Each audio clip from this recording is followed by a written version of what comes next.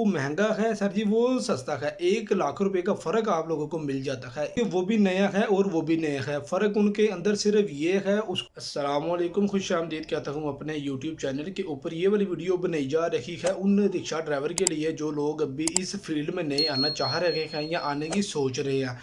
आज वाली वीडियो का मेरा टॉपिक है, हम लोगों को नया ऑटो रिक्शा लेना चाहिए या पुराना ऑटो रिक्शा लेना चाहिए। नए रिक्शे के अंदर कौन-कौन से फीचर होते हैं और पुराने ऑटो रिक्शे के अंदर कौन-कौन से फीचर होते हैं। वीडियो को आप लोगों ने शुरू से लेके एंड तक लाज़मी देखना है। आज मैं आप लोगों को अपनी इस वीडियो में पूरी तफ़सील के साथ, डिटेल के साथ बताने वाला हूँ। सबसे पहले बात की जाए नए ऑटो रिक्शे की। सर जी, जो नया ऑटो रिक्शा आजकल बेशक वो सिवा का है, न्यू एशिया का है या तेज़ रफ्तार का है या साज़गार का है। सर जी, वो 4 लाख, साढ़े 4 लाख से ऊपर आ रहा है। उसके अंदर आप लोगों को कागज़ भी मिल जाते हैं।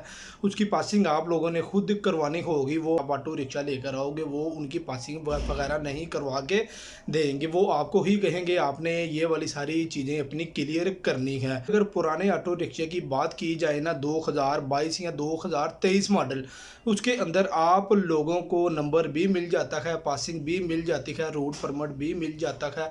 ईच एंड एवरीथिंग, हर चीज़ आप लोगों को मिल जाती है। सिर्फ़ और सिर्फ़ आप लोगों ने डील करके उनको पेमेंट करनी होती है। 2022 मॉडल या 2023 मॉडल आप लोग ऑटो रिक्शा ले सकते हैं। उसके अंदर आप लोगों को इतनी ज़्यादा मुश्किलात का सामना नहीं करना पड़ता।